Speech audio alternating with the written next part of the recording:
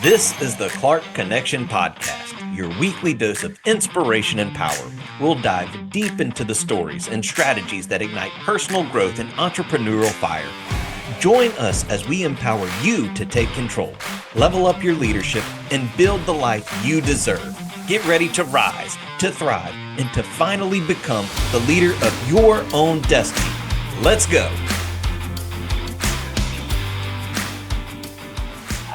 Welcome to the Clark Connection Podcast, where we dive deep into leadership growth and personal development.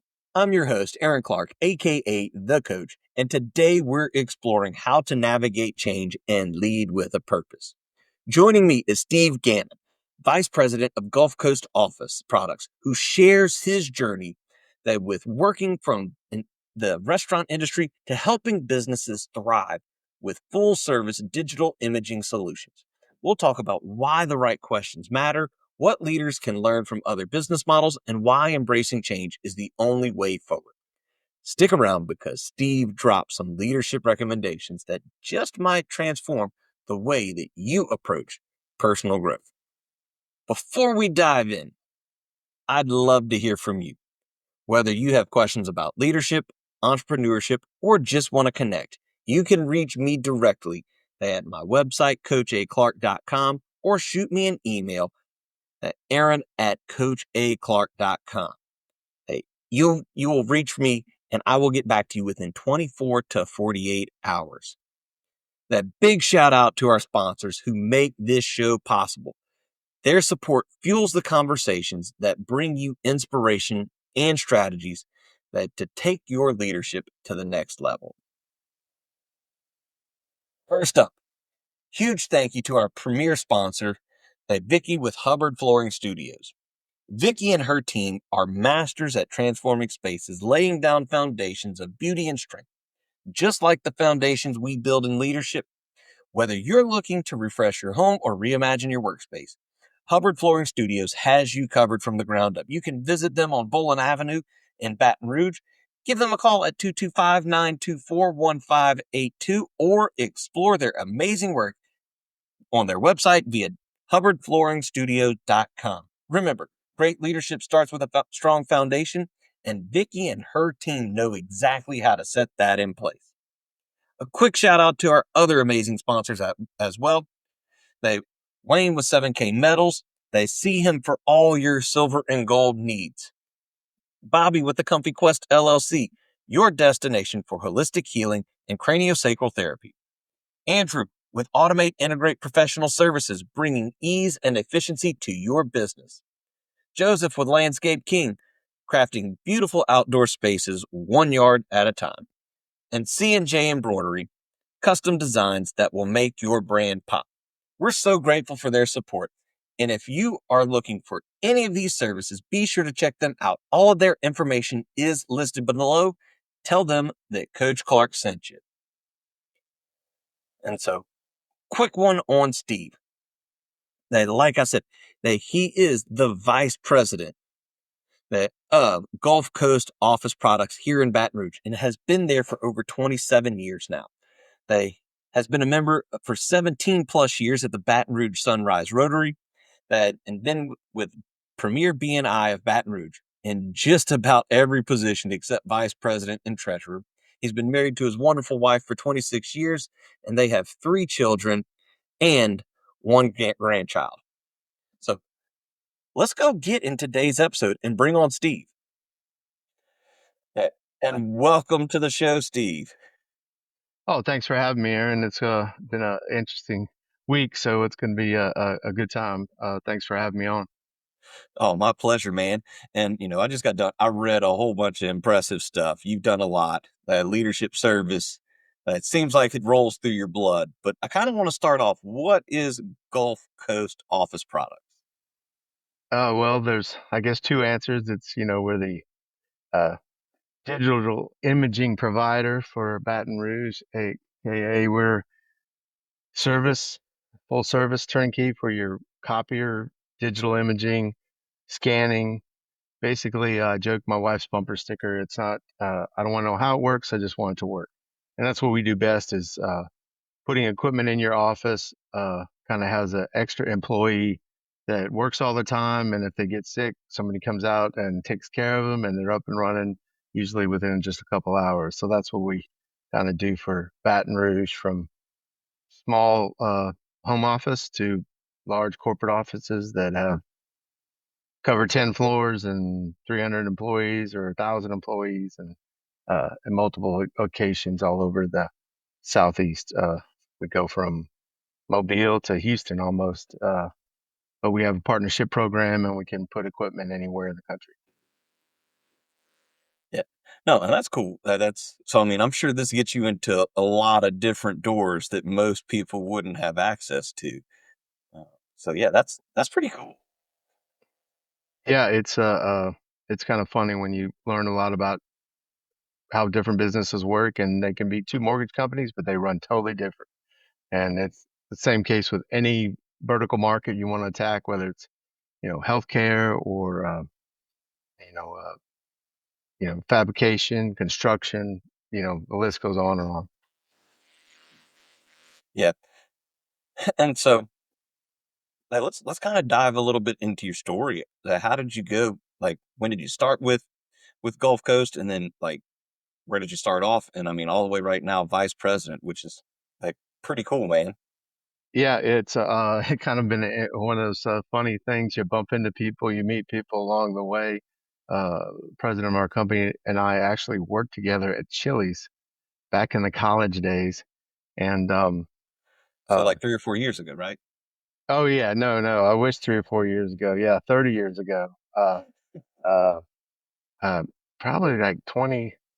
Yeah, at least because it was 88, something like that. But and then he actually went into the office products world after college, and I went into kind of fine dining, and that's where I really learned to talk to people and interact with people and drill down to figure out what they really want and bring that to the table, so to speak.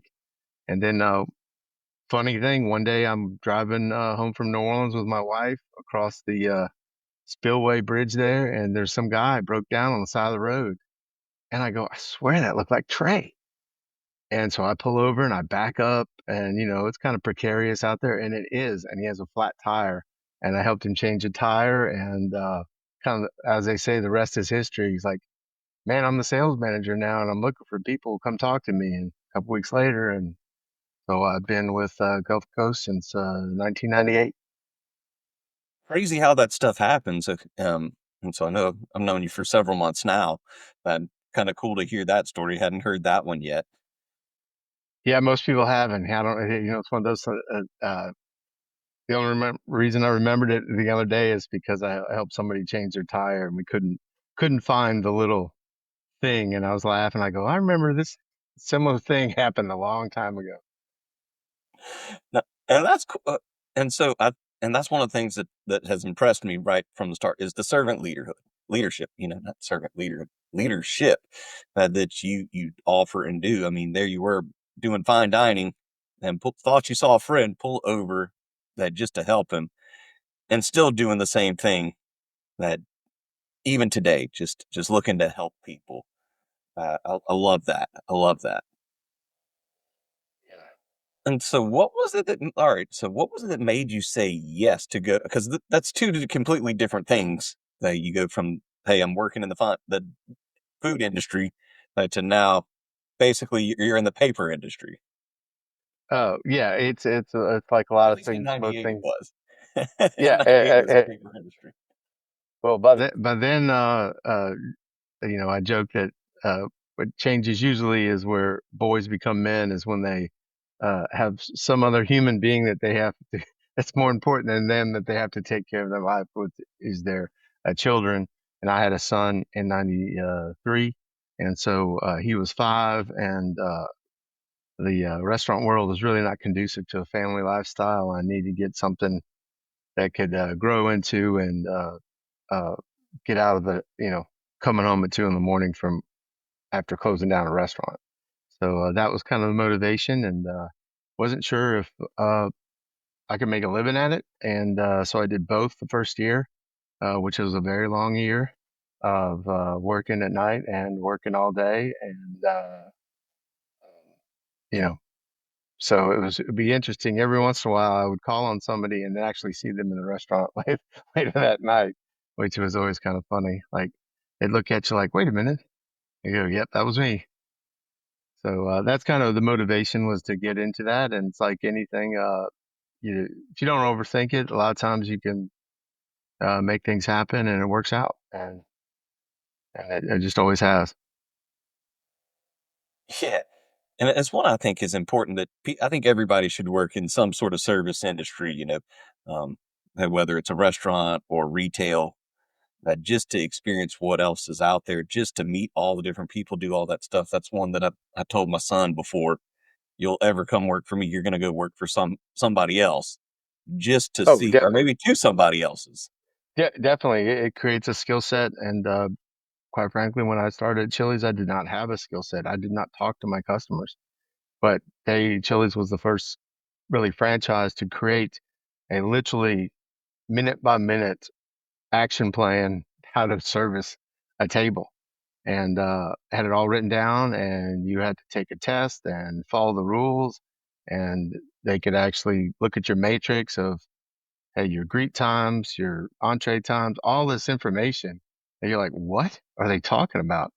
But I didn't talk to my customers and I had a trainer, I think her name was Shelly, and she's like, we got to get you talking to the customers. You walked up and said hi, and then you said, what do you want? And a little more engagement. And then I would just look at the next person until they like realized that I'm waiting on them.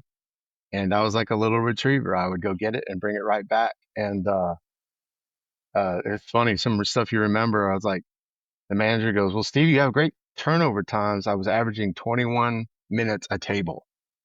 Like, so if you came in and sat down, it was on and I got you out and then it was next and, that type of thing, which is, uh, funny how that happens. Like, Steve, you got to say more than that. Engage a little bit more. So it was funny.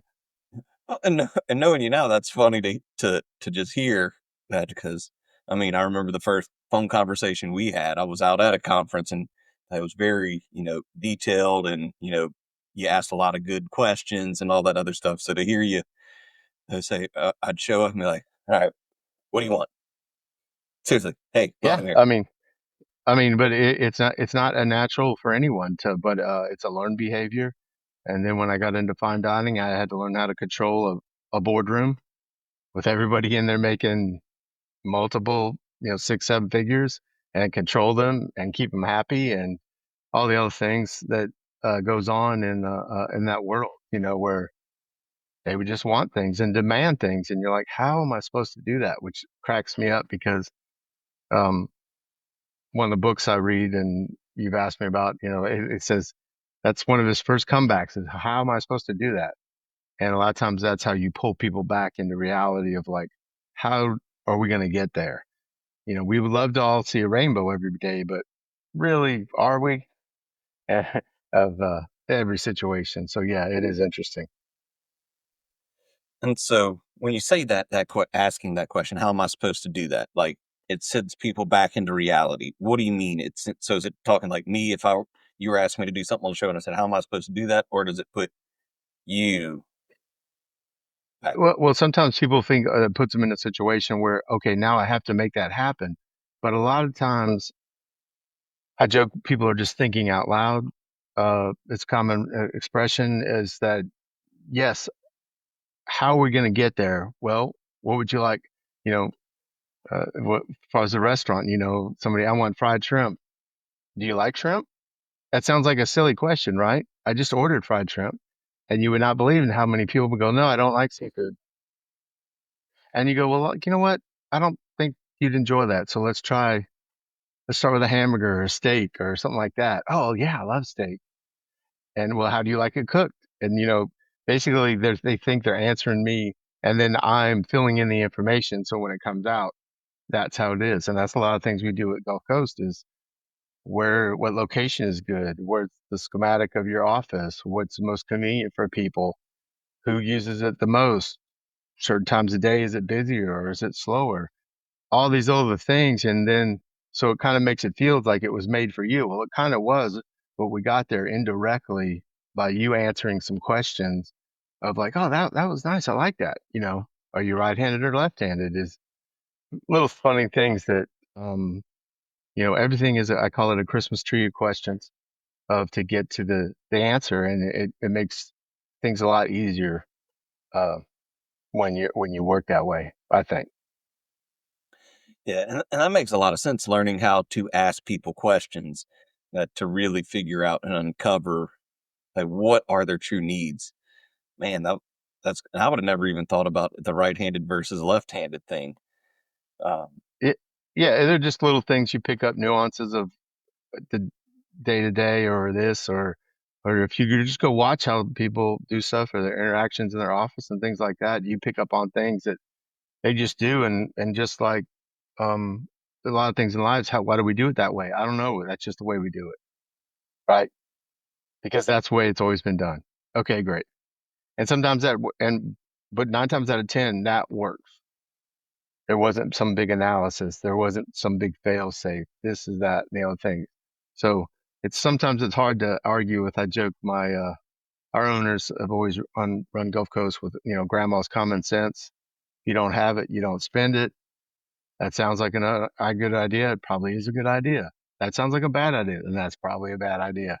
It's we just kind of everything is overthink uh, uh, uh, for the most part a lot of times. yeah, no, that makes sense, man. That's funny. That all the different nuances and I'm sure that you mentioned you get to see all the cool different ways that people run stuff and how they do things. What would you say has been the most, or what would you say it would? Because I know I want to ask like, what's the most interesting thing you've seen, but I also want to know like, what's the like best? Like, hey, these are probably, and without throwing out like, hey, it was the Clark Connection podcast that was the great. What best way to run stuff, or the Clark Connection podcast that runs the worst? Like, what's been kind of some of the most interesting things you've seen? Or Yeah, sometimes it's just bringing up the right answer in the room of uh, different types of leadership styles of, well, where you are the outsider, so you can ask the questions where kind of like if you're a guest or it's your parents, imagine your parents, well, no, you just say no. And, the milk isn't as cold as I'd like it to be, Dad. You know, that's just the way it is. But if you're a guest, you go like, hey, maybe I could put some ice cubes in it. Oh, that makes it so much better. It's just those little things of being the outsider.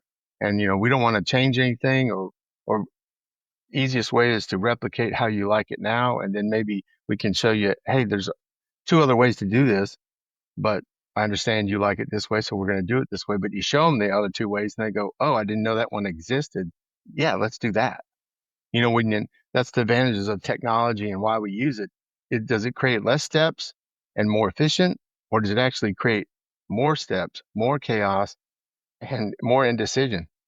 And you're like, oh, I've never thought of it that way. And we see it all the time. Um, you know, so I joke, it's like the UPS. Allegedly, they only take right-handed turns because turning left, you have a bazillion greater chance of wrecking, not seeing oncoming traffic. Well, when you turn right, there's never oncoming traffic. You're kind of protected.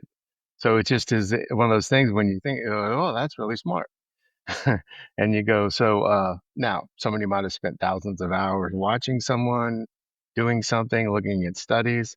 One of my customers, I always like taking pictures of customers' trucks or things like that when I see them out on the road or somebody doing something and um, has a little uh, strobe light on the bumper. And when they hit the brakes, it flutters. And I said something to him about it, the owner, and he goes, our wrecks went down 80%. You're like, oh, wow, that's a lot. He goes, especially when you have 95 trucks on the road, 80% being rear ended for a little flutter thing. He goes, oh, yeah, now they come standard. We have the factory put them on. And you're like, oh. And he goes, yeah, you know, it's an extra $1,000, but it saves us a couple million in accidents and problems and issues and having a spare truck, getting that guy's equipment over to that truck, it's like, oh, you really see like the impact of that. And not everything is like that, but it's always interesting when you find little, I call them nuggets in people's businesses and how things work. And you're like, oh, that was pretty cool. Yeah. And so, guys, if you're finding value in this, that what you've heard so far today, listen to Steve, make sure you like and subscribe to the show so we can continue bringing about great things, and you'll get all sorts of leadership nuggets as well. And so, Steve, continuing on the nuggets, man, because that was a good one. I liked that you were talking about how just by adding that little strobe at the bottom, they reduced it by 80%. What would you say some other like cool little nuggets that you may have seen? Because you've given me a lot of interesting things that you've seen with customers that you've learned. Usually it's just um, how things are done in someone's office, or what do we want to make some changes? They're asking you, and within, just trying to look both sides of the coin of like, well, we skipped a couple of steps, but was there some little new change in that step that now it's a real problem? We have our new, uh, you know, smart boards. Basically it's a big whiteboard, but the big thing is you can save your information, go back and see what happened that day when it was erased. Now I can't go track that. And just simple ways of tracking it and visual helps people find things that be able to track it and move on and make sure that the boxes were checked. As that's the biggest thing is with as customers is not being too okay. We need to take next 3 weeks for 4 hours every morning.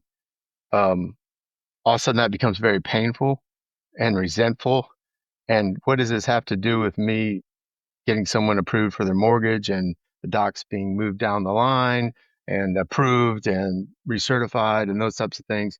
Uh, it's kind of just a light touch. If somebody, a lot of times the customers will like, no, keep coming. I love these ideas. And other ones like, no, we got it.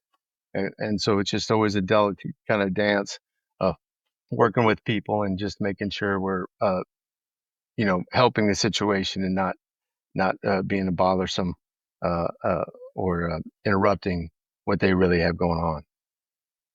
Right.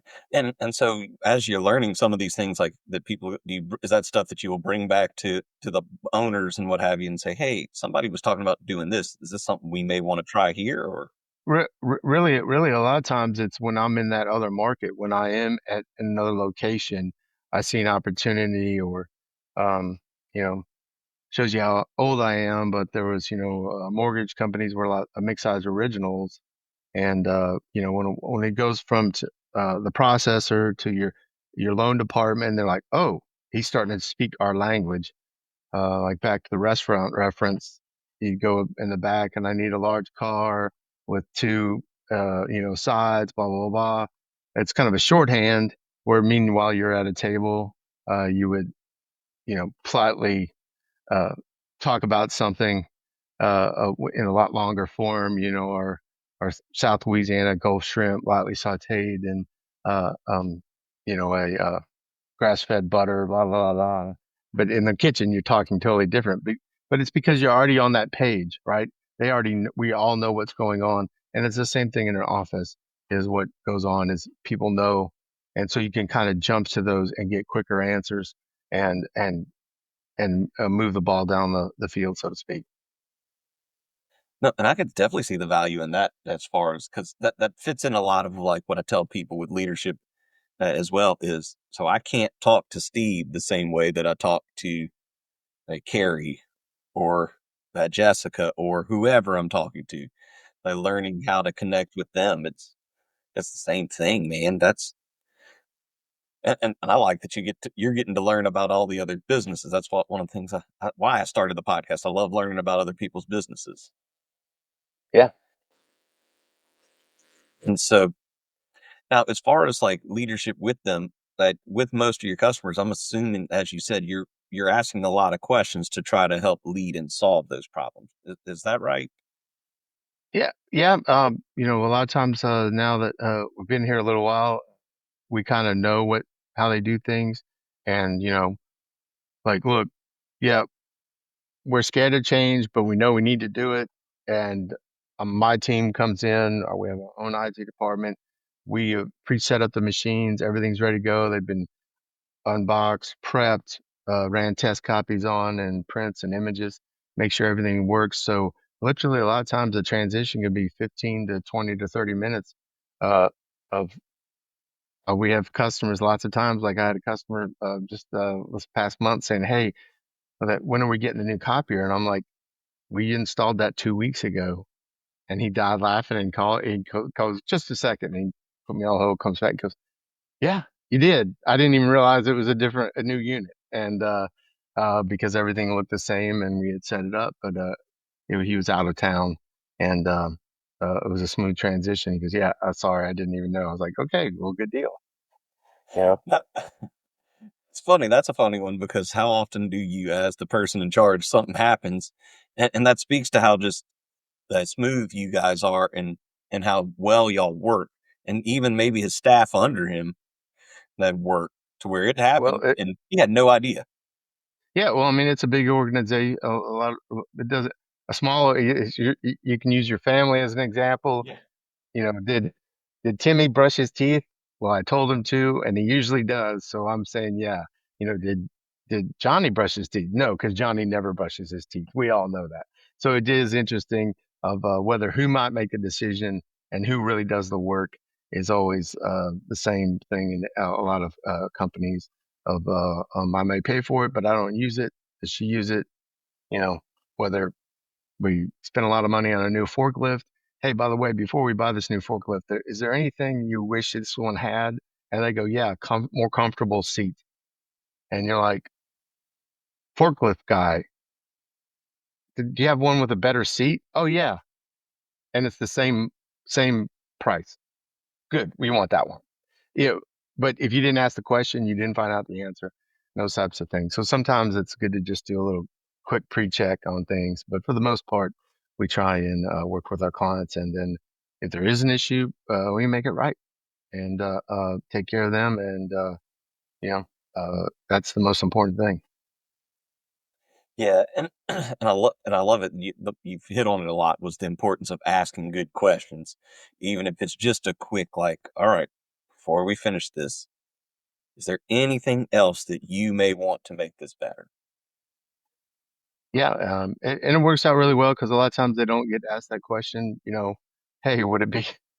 You know, just it is always interesting when you do ask that, and because there's usually something, and it can just make things different. Yeah, could it stop beeping? Sure. What? It cannot beep? Yep. We can turn all the volumes off, or just that little customization for someone. Or I do this every day, and I'm on the last of the list, and I'm the only one that uses it. Oh well, let's put you at the first of the list. Just little nuances that always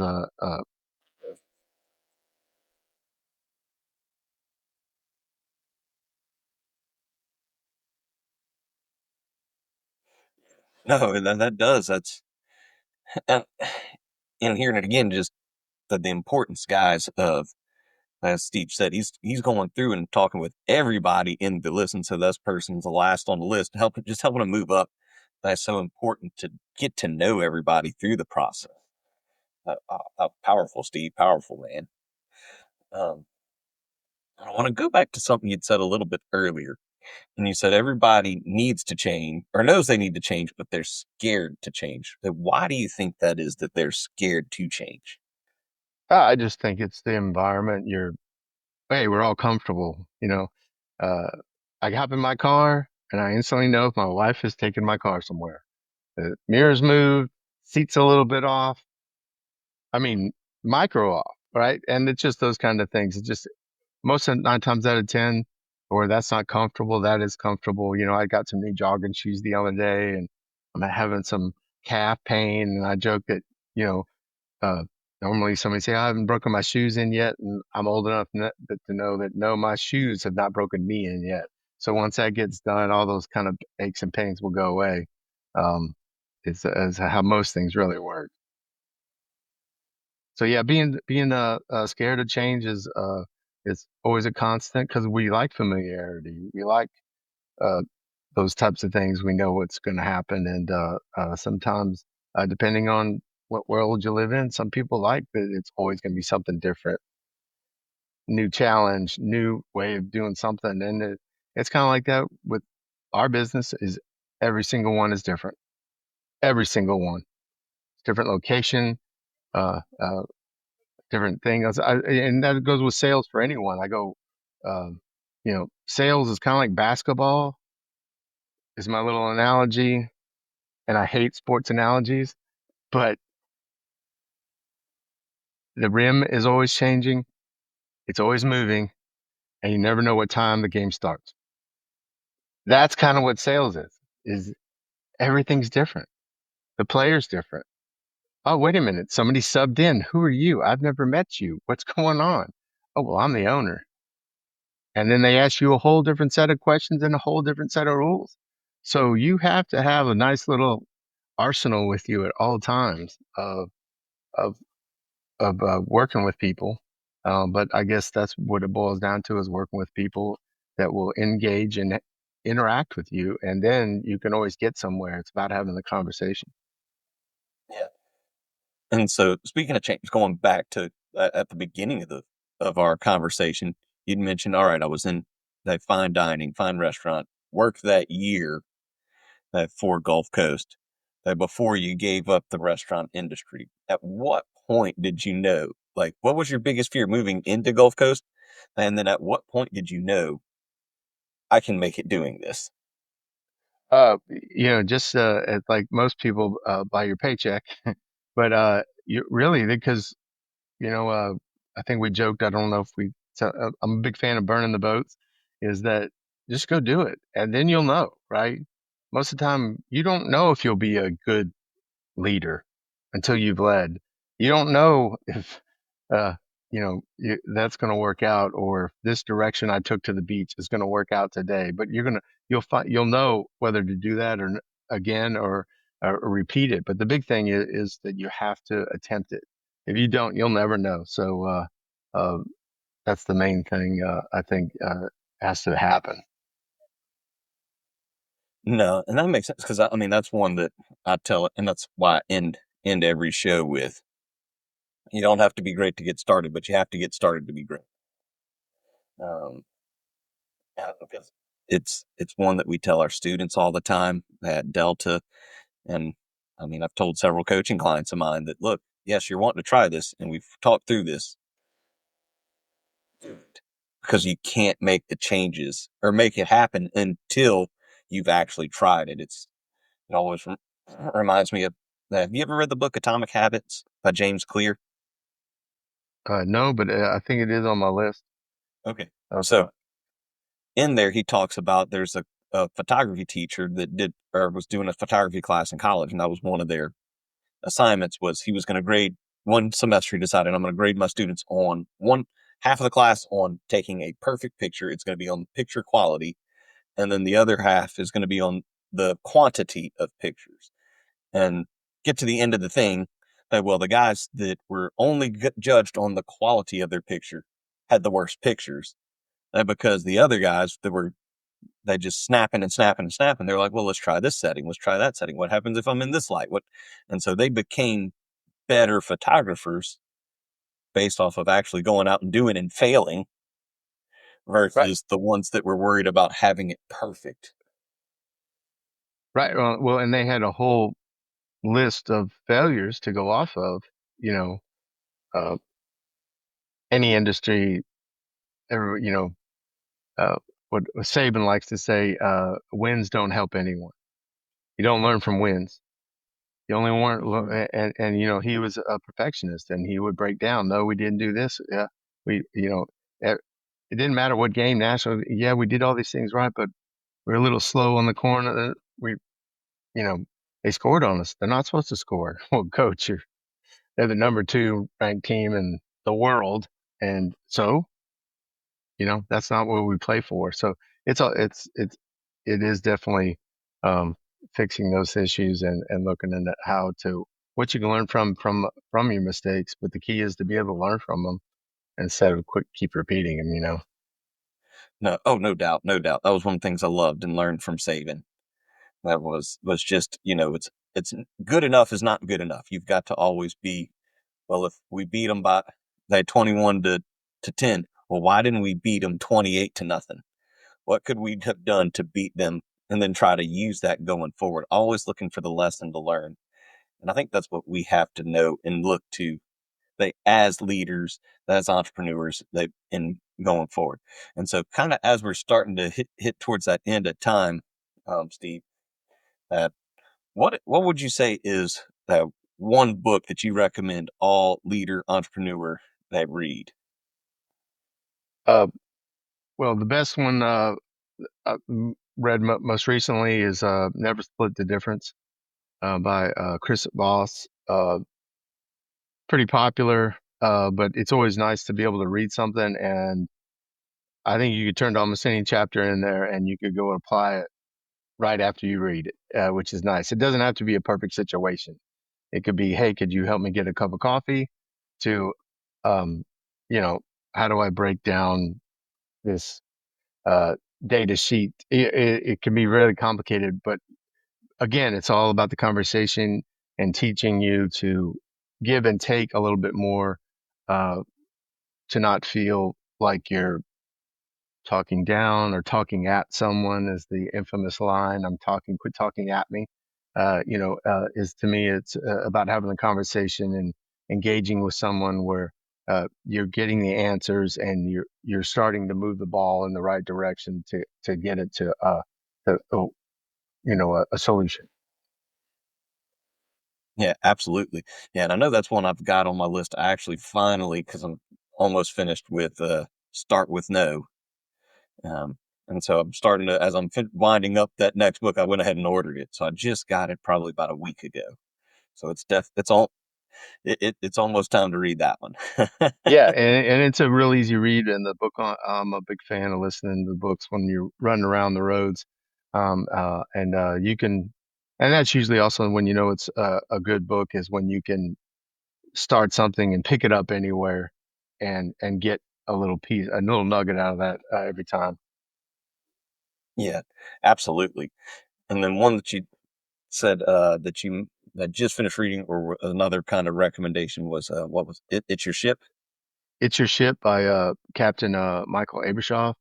I got to listen to him speak, and it is very interesting how he can break down. Uh, he literally inherited the worst ship in the Navy, and that's a pretty audacious task when you're the captain. And he realized he basically had to interview the whole ship, and he asked three simple questions: What do you like? What do you hate? Would you change? And if it was in their little 3 foot area of their captain of their area of control, 9 times out of 10, he let him do it uh, because it worked better for them. But overall, the ship got the same result.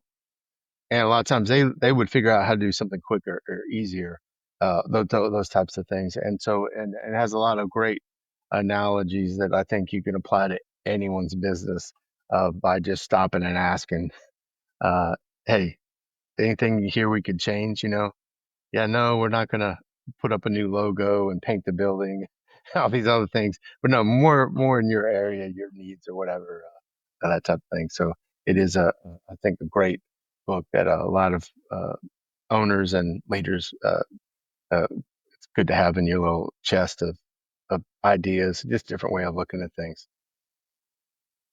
Well, and it makes so much sense. And it's almost so counterintuitive to what we do, but that's what we should do. And you've talked about it all throughout here. Just even moving that person. Look, will you use this more than he does? Cool. Now you're at the top of the list. Just trying to Yeah, figure out how to make things work better, because most of the time the people on the floor have some really good answers. It's why I constantly want to be in touch with my sales team and on the ground floor with them, yeah, because they'll see something. If it's something that can easily and quickly be changed, yeah, we roll with it. And, definitely. and if not, I also understand that at the end of the day, I'm the one responsible for the results. So sometimes I have to Yeah, yeah. say no. Uh, it's the bigger picture. Sometimes it's like, no, that would work, but then we wouldn't get the A, B, C, D, E, F, G completion that we need. of those types of things. So it is still, most of it is just, again, the interaction and the conversation, as you can never go wrong with, I don't think. Right. And I do like that, instead of trying to say, all right, hey, everybody is going to make their phone call. Their phone's going to be on the right side of their desk, and allowing them that freedom. Well, if you'd rather it on the left side of your desk because you're left-handed, cool. Put it on the left side of your desk. So like, just those little things because that was one I always told my players when I was coaching football, is I gave them I'm like, look, this is another tool to the tool chest. If in this situation you would prefer option A, use option A. If you would prefer option B, use option B. I don't care how you do it, just get it done. Yeah, exactly. In their That's where a area. lot of leaders miss out.